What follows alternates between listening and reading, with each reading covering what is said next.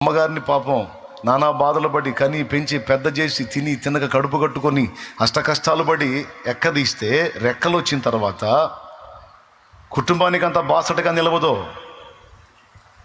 తన కాళ్ళ మీద తను నిలబడే స్థాయికి వచ్చేటప్పటికి ఎవరిని లెక్క చేయదు, ఇక ఎవరిని పట్టించుకోదు.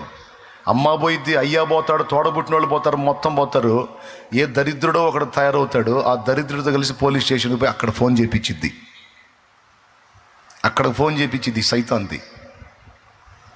అనకూడదు. అట్టంటి వాళ్ళు మీలో ఎవరైనా ఉంటే తిట్టుకోండి, నన్ను పర్వాలేదు, తిట్టుకోండి. లేకపోతే ఈసారి వారి నుంచి ఎగ్గొట్టండి. లేదా మీరు అలా చేస్తుంటే దేవుణ్ణి క్షమించమని అడగండి. నిజమే, ఈ పాపం నేను చేశాను ప్రభా, నా తల్లిదండ్రుల ఉసురు నాకు తగిలింది ప్రభా, నన్ను క్షమించమని కన్నీరు కార్చండి. నాటబడిన చోటనే నిలిచి ఫలమిచ్చేటువంటి చెట్టు ఖర్జూర చెట్టు.